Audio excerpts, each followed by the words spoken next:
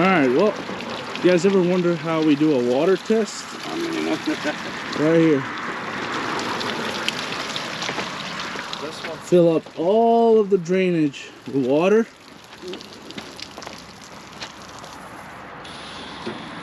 And it'll stay like this overnight. And tomorrow the inspector's just gonna fling this pipe and water should come out of it. There are no leaks.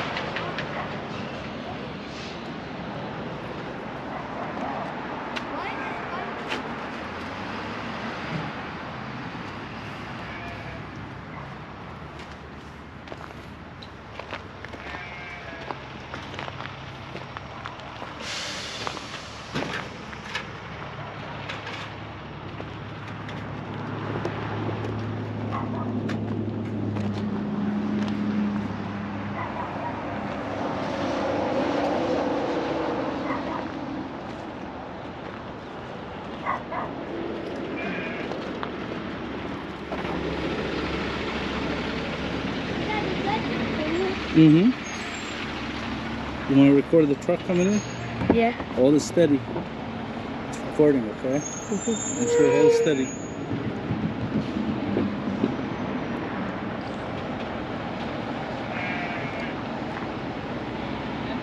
Oh.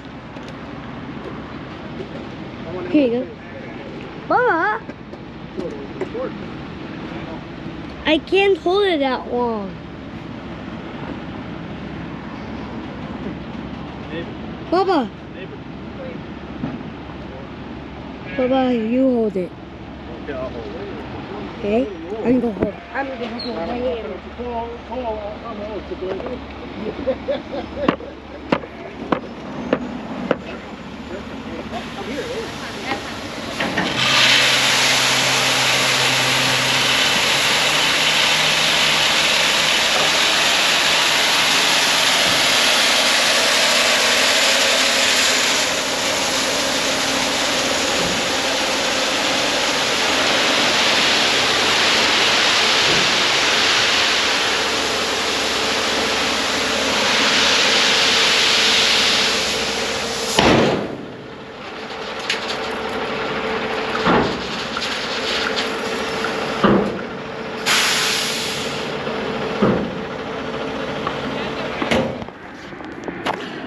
Alright, what's up guys? Welcome back to the custom home built here. We're just putting on a few final touches. We are getting ready to do our footer pour tomorrow. We went around, as you can see, I'll show you right now, all of the plumbing has been covered up. So we had a huge canal going on over here. Takes us all the way to our main sewer line. This we left exposed because a lot of this stuff we're gonna just do with a bobcat, but all of this stuff in here we have to do by hand. So if you're wondering why I didn't record that, one, it wasn't fun to do, and two, it's probably not that fun to watch. So we got all that covered up. We went around. I'm gonna show you a very particular detail. I saw a lot of other guys online do this. I thought this is a brilliant idea. Let me show you. So we covered all of our anchor bolts and our bolts for our hold downs with aluminum foil. So that way, when the guys pour the footers tomorrow, we're not having to steel brush off these bolts when we go to do our framing. So that's a very, very small detail, but it's gonna save a lot of time once we start framing. Like I said, this isn't my idea. I saw a lot of guys online do this, but definitely worth it. Another cool thing, I got the electrical company out here. They approved my 3-inch schedule 40 here. Got it all tied in. So I just covered this part so we could pour the footer, but I'm going to leave this exposed over here because we are going to trench all the way back there and then all the way to that pole that you see over there. So that's gonna be for another day. I'm sure it'll be a lot of fun. But for now, like I said, we are just putting on a few final touches, and tomorrow we will pour these footers. So it's finally coming to that point. It's been a learning experience for us as well. There's some things here we haven't seen before, haven't done before, but all in all, I'd say pretty good progress, pretty quick turnaround. Got our 3/4 crushed gravel that will go inside 4 inches thick in the entire slab. That's after the footers are poured. So once we pour the footers will come about 5 or 6 inches above there, and then this whole thing will be filled with that gravel. It'll be tampered down, and then that's when we actually get to pour the slab. So I know on YouTube, if you look up slabs, you'll see a lot of people pouring monolithic pour, which initially I was going to do until I learned how expensive concrete is in California. So right now, I mean, ballpark, you're looking at $1,800 to $1,900 a truck out the door, anywhere from 9.5 to 10 yards max. So it's quite expensive. I mean, if we were gonna do a mono pour, you know, you're looking at a lot more concrete because of the way that everything has to be put together. So I definitely don't want to spend extra money on concrete. Gravel is a lot cheaper. So that's what we're gonna do with that. And it's actually a pretty common way to do foundations here in California, or at least up in the Sacramento area, with a 2-step pour. So that'll be fun. Can't wait for tomorrow to pour the footers, and then have the guys bring all that gravel in here with the Bobcat and spread it. We will have to have a inspection once the gravel is in here, our vapor barrier, our rebar tied down with the dowels, and then we get to pour the foundation. So it's still a little bit ways to go, but we are closer to the finish line as far as the foundation works goes. And I would say, at least for me, this is probably the toughest part of the entire house build, because one, it's the most unfamiliar part for me, and then also there's just so many different groups of people that have to come together to make this thing happen. I mean, you got the water company, you got the electric company, you got your plumber, whoever's doing your sewer, your drain pipes, all of that stuff, and then you got your finishers, you got your excavator person, you got anybody who's working with you. I mean, it all has to come together and it all has to work. So like I said, pretty cool learning experience as far as the foundation work goes, but once this is poured, then that's kind of right up our alley. So it'll be fun. We'll keep you posted as always, and remember to like, subscribe, follow, all that good stuff. Comment if you got any questions. I would love to answer any questions that you guys may have if you're thinking about building your own home. I know one thing that everybody wants to know is cost, right? So I will have a video, or I will have a video at the end that breaks down the cost entirely of what it cost me and how I came to those prices, but I'll also share some things along the way. So just keep posted. You just gotta follow along, follow the journey, and then we'll go from there. All right.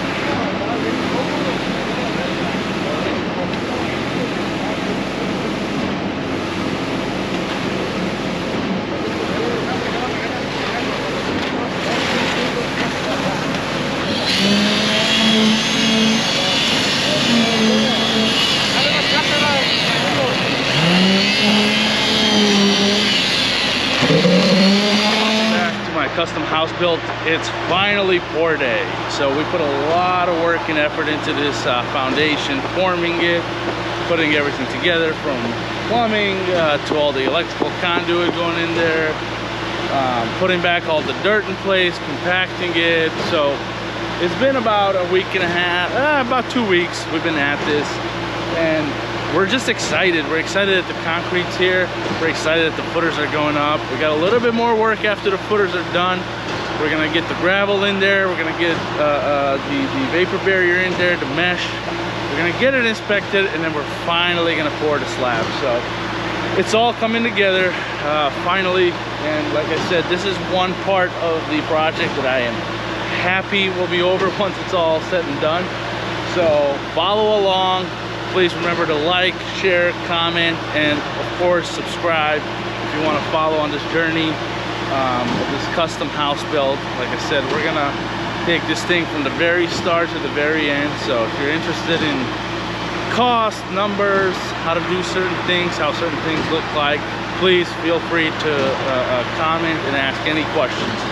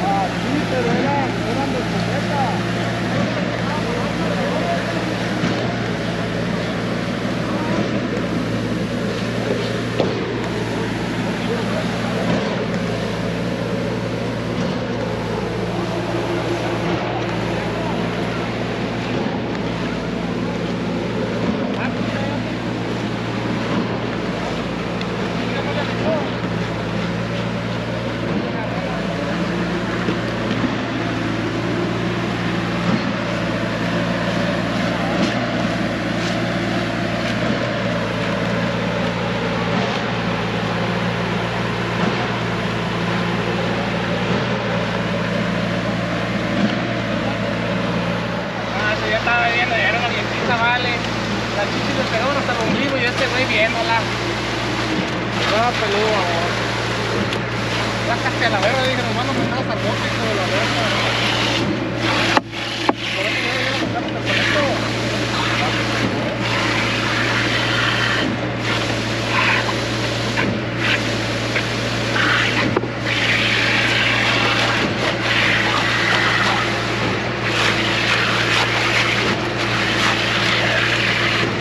De Cali, repito.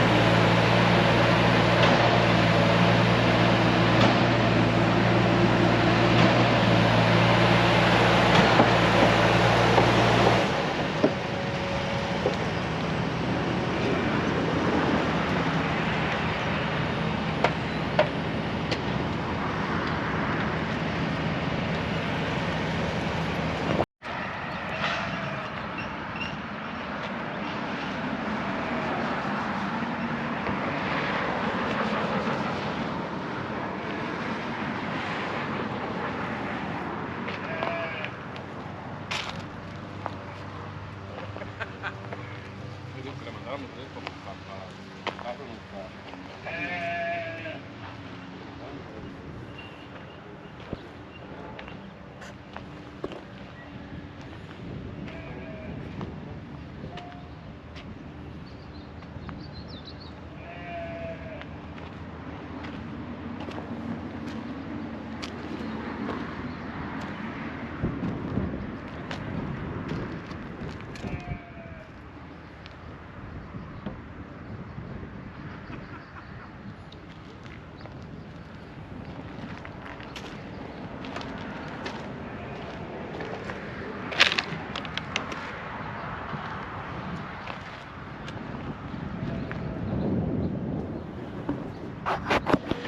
All right, good morning guys. Back here on this wonderful day. Got our footers poured yesterday, got our stem walls done. Got the crew out here today. We're gonna get all that gravel into the foundation area. We should hopefully get our rebar mesh put in as well. Our rebar dowels tied down. Oh, and our vapor barrier as well. So if we get all that done today, hopefully we can get inspection either, you know, tomorrow or the next day. And then we already have the cement scheduled for next Tuesday to do the actual slab. So it's gonna be a little bit of a wait, but I'm just excited to get it done. I'm more than excited to get it done. That way we can move forward with what we do best, and that's everything else other than the foundation. So, all right, stay tuned. Remember, like, share, comment, and follow along.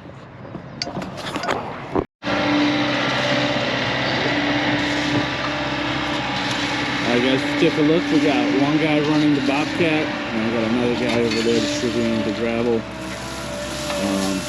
So it's kind of a boring process, but you know, it's a very important process, very important part of the foundation. You definitely don't want to do this by hand. That would be some back-breaking work, so I'm more than happy to pay these guys to get it done for us. So I'll just kind of keep recording what this progress will look like once it's all filled in here. And then, like I said, it goes gravel, it goes 15 mil vapor barrier, and then we got our 10 gauge steel mesh, and it's going to get tied to these guys here. We're going to get them down and tied together, and that should be that. We should be ready for inspection.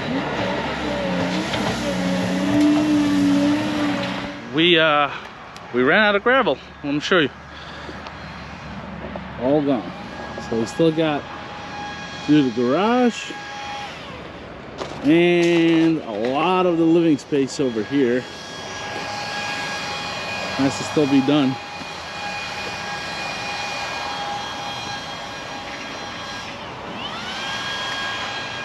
So definitely underestimated how much gravel we needed for this. It's probably a little bit bigger of a house than it's still in my mind, like 2,600 square feet. Doesn't sound like a lot, but when you start breaking down the materials, it gets there. So we went, we ordered gravel, should be here in an hour or two. Right now we got the guys putting on the vapor barrier, so I'm about to show you what that looks like.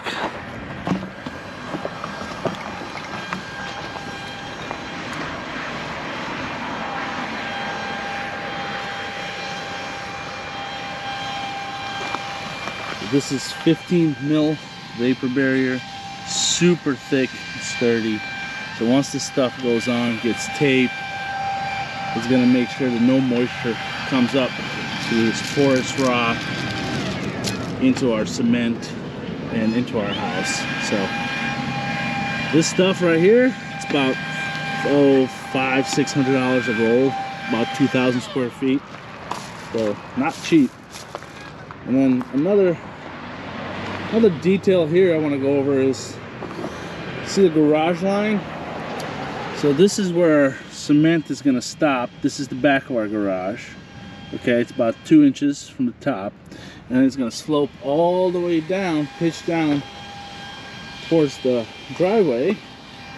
And here is our 4 inch from the top and that's our minimum per code, 4 inches from the top. This is where our cement's gonna finish. So what the skid steer did is he cut in here a little bit, as you can see, so we can still get that 4-inch minimum of gravel and be compliant with that part, and then still be able to have a nice slope down finish with a thick piece of cement, 4 or 5 inches of slab all the way down. So yeah, as you can see, it's coming along.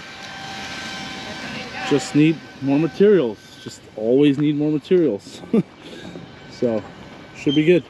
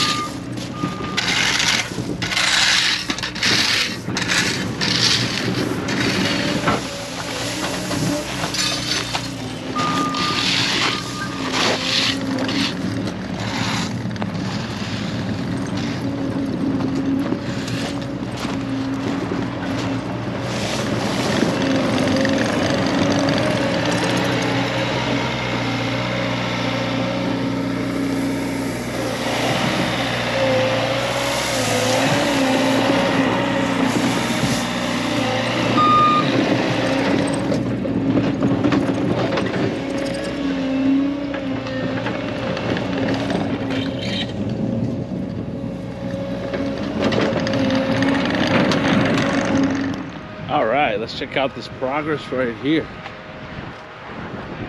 So we got gravel in, got mesh in, pretty much everywhere. I got the vapor barrier in for the main living area. It's not necessary in the garage. Gotta tie in these tomorrow, tie them into the mesh, and then we will be ready for inspection. So looking pretty good. This was a lot of gravel, a lot more than I thought it would be, and I'm going to show you why that is actually. So when we had this place graded, this point down here slopes a little bit, so as you can see how much of that, that's a really big footer. That's probably about, you know, almost 3 feet to the top, which means all of that had to be filled up with gravel all the way down. And I wanted at least 12 inches off the ground, just because, I don't know, that's how I like it. But yeah, I mean, even where it's perfectly level, it's still, you can see, it's pretty high off the ground. And that's all to make sure that our pitch towards the street is good, so that all that water flows that way and then flows that way and away from the house. So all in all, I think everything's gonna work out fine, but just a little bit more gravel than I would have hoped for. But hey, you know, it'll be less cement. So I mean, cement is going, or I should say concrete is going right about, oh, I'd say $160 average right now in California, at least in Northern Cali. So gravel is anywhere between $45 to $60 cubic yard. So yeah, just gotta weigh your options. If we had done this in a monolithic pour, I mean, this would have been, you know, probably 26 grand in concrete, roughly, which is just way too much. So I'm cool with this. I think got some strong big footers that'll hold up well. That's the garage. I remember our garage does not require a vapor barrier, so we didn't put one in there. As you can see, that pitch is going to go down and out to the street. So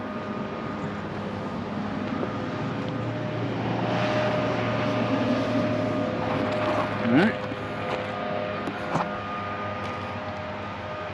and we're just kind of watering our stem walls. Not super necessary, but they'll just make it stronger in the long run.